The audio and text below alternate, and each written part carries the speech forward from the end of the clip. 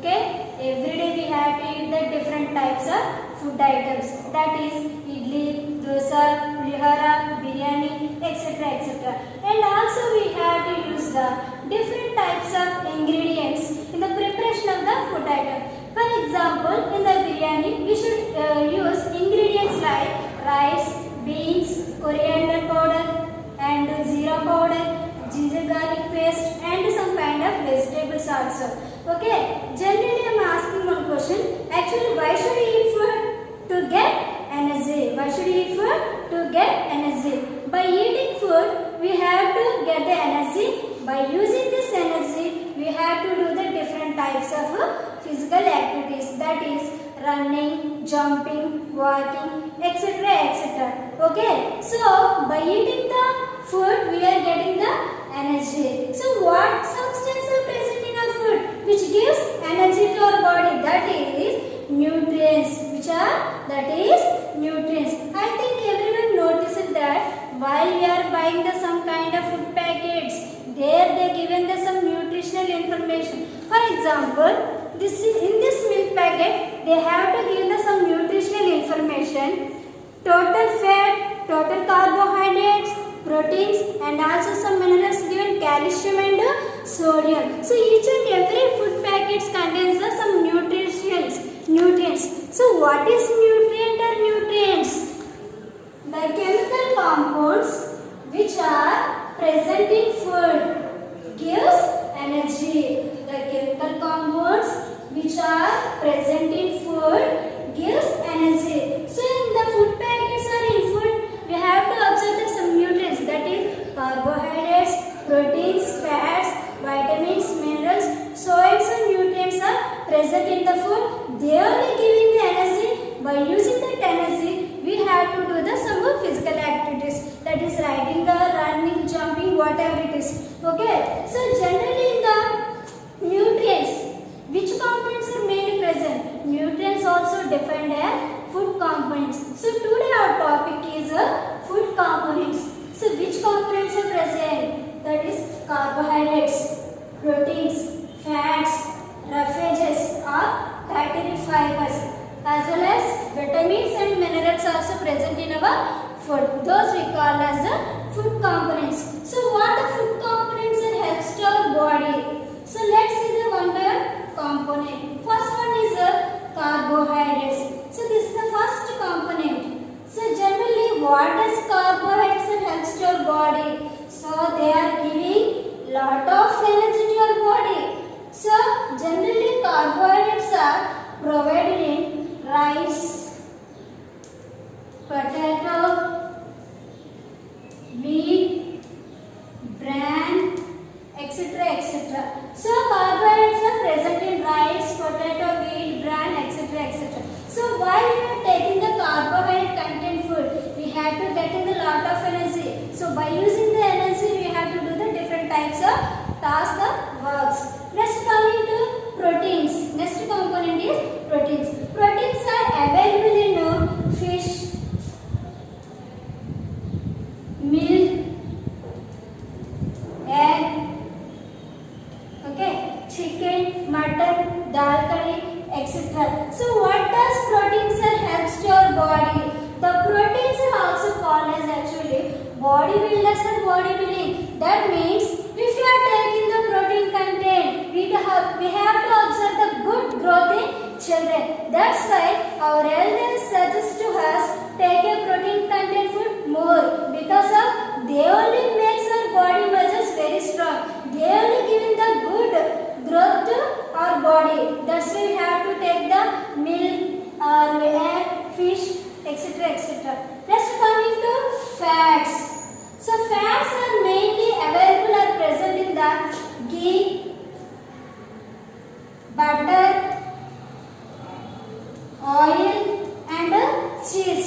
So we know very well oils generally we have to use in different kinds of food items, and also ghee or butter we should use in different types of food items as well as in sweets preparation also.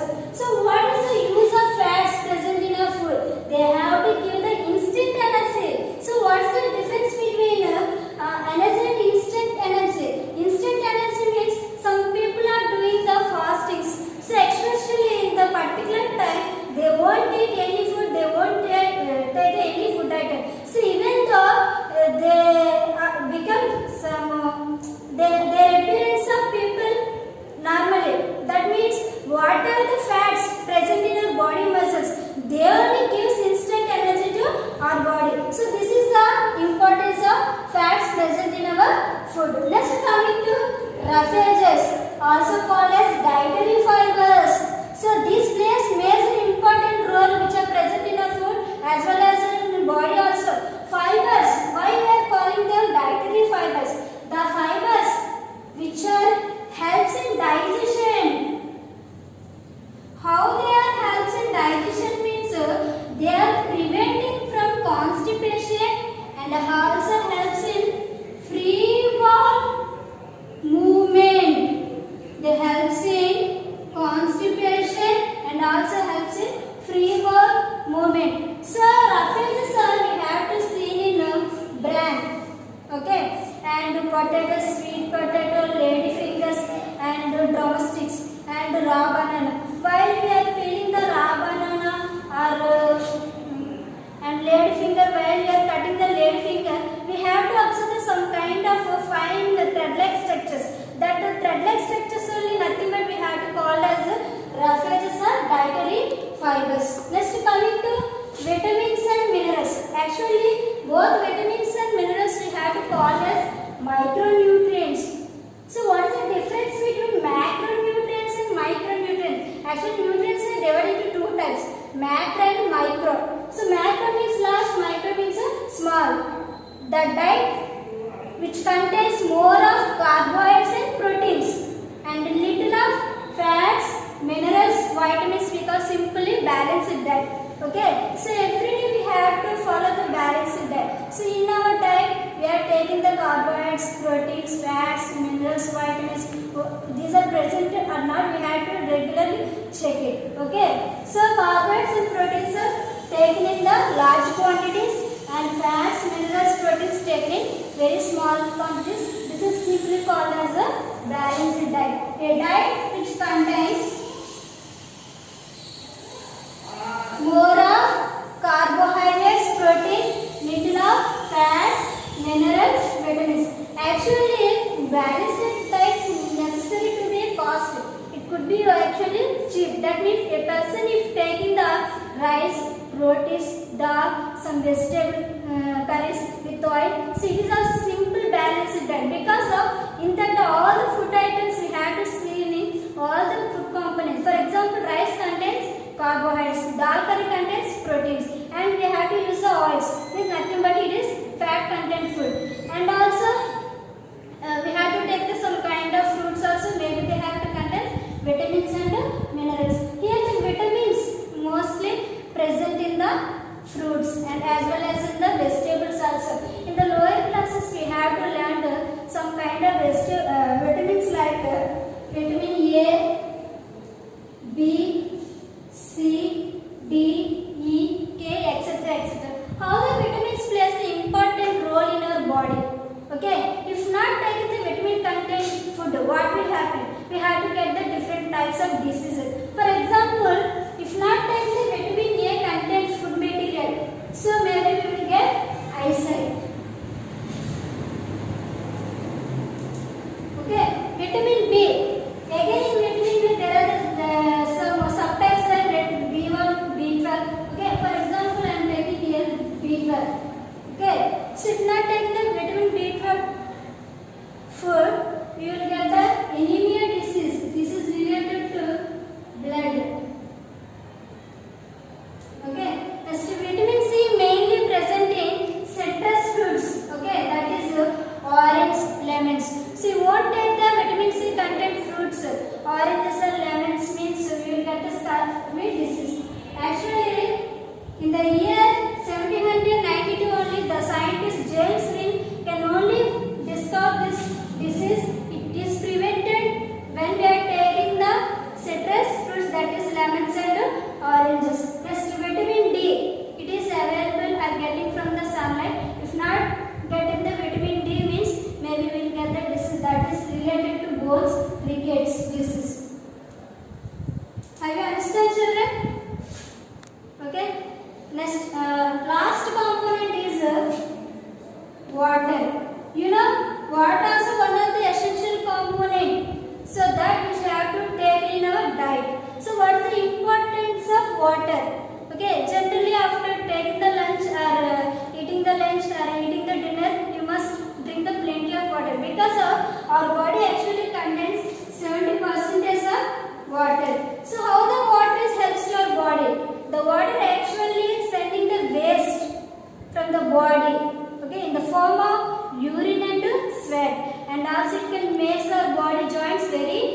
soft. So these are the components we have to learn in the first class. Okay, are you understand, children? Okay, next class we have to continue by tomorrow. Thank you, children. Morning, children. Have you understand the yesterday class? I think everyone understood. Okay, in the yesterday class we discussed about the food components what are present in our food. That is carbohydrates, proteins, fats, vitamins, minerals, rough phases, etc. We discussed. Okay, but how to prove whether the food sample contains a component or not? Okay, let's discuss experiments. Okay, so the first experiment is testing of starch or carbohydrate. So in the yesterday class I told you rice, potato, bran, wheat flour contains starch or carbohydrate. So is it contains starch or not? We have to prove it. So that's why we have to require some materials. So what materials are required for doing these experiments? That is food sample and beaker, test tube, and one important chemical also we require, that is iodine solution. This is called iodine solution.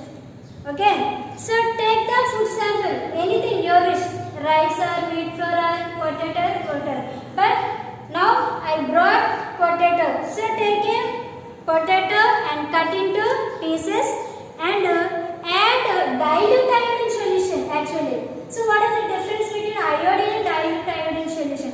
Dilute iodine solution means very simple. So take the few sample of iodine solution in a test tube, add few ml of water to iodine solution. That means very simple. We have to dilute with the water. Simply called as dilute iodine solution. This is called dilute iodine solution. Now add dilute iodine solution to the given food sample. Here I am taking potato. So add few ml of dilute iodine solution on the potato surface. Okay. So which color generally changes? Actually the color turns into dark blue or black color if the given food sample contains starch or carbohydrate. So observe children carefully. So is it changed to dark blue or black color or not? So the given sample turns into dark black color. That means what? Finally we have to form this food sample contains starch or carbohydrate. So like that we have to prove given sample having the carbohydrates. Next coming to next one, test for proteins. Okay, so same things, test tube, beaker and food sample we require, but two more chemicals, that is 2% of copper sulfate and 10% of sodium hydroxide chemicals are we required. Actually in the lab maybe we won't get the 2% and 10% of the chemicals directly. So we only preparing them 2% of copper sulfate and 10% of sodium hydroxide. Okay, first how to prepare the 2% of copper sulfate. So take the copper sulfate crystals first. These are in actual blue color. Okay, so 2%, we know very well percentage means the value of percent is 100. 2% means take 2 grams of copper sulfate crystals, dissolve in 100 ml of water. So then we have to prepare the 2%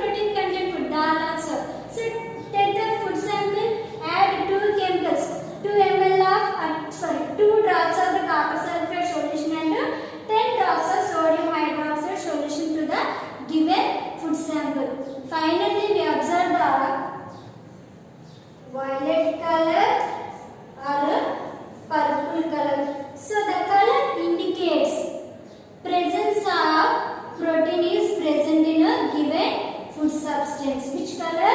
Violet or purple. Which chemicals have 2% of carbon sulfate and 10% of sodium hydroxide. These both chemicals are available in a lab. Okay. Finally, we observe the violet color and purple color. Immediately we have to know the given substance having the proteins. Okay. Next coming to test for fats. So in the previous class we learned fats are available in ghee, cheese, butter. Okay. So take any fat content food. Simply we know very well we have to use the oils in the different types of food items. Okay. Ghee we have to use in the sweets. Okay. Take the any fat content food. Okay. For example, if you are putting the any fat content food on the paper, okay, so after some time we observe the paper becomes translucent, nothing but it gets very oily. Nothing but how does the paper gets oil? From the food sample only. So any food sample which are made up of fats, that is oil or ghee, cheese or butter, whatever it is, immediately the paper absorb the oil or fat from the food sample. So like that we have to prove the fats also present in our food. Are you understand, children? So this is like that we have to prove the food samples or food components are present in our food. So we have to know in the today class we have to know the carbohydrates, proteins, fats are present in our food. Okay. And also we have to avoid the junk foods also. So many children are prepared to eat junk foods like sandwich, pizza, burger, etc. and pani puri, noodles. Because of, so what is the disadvantage of eating junk foods? Actually the junk foods are damage our digestive system. So mostly we have to avoid them. Okay. So are you understand?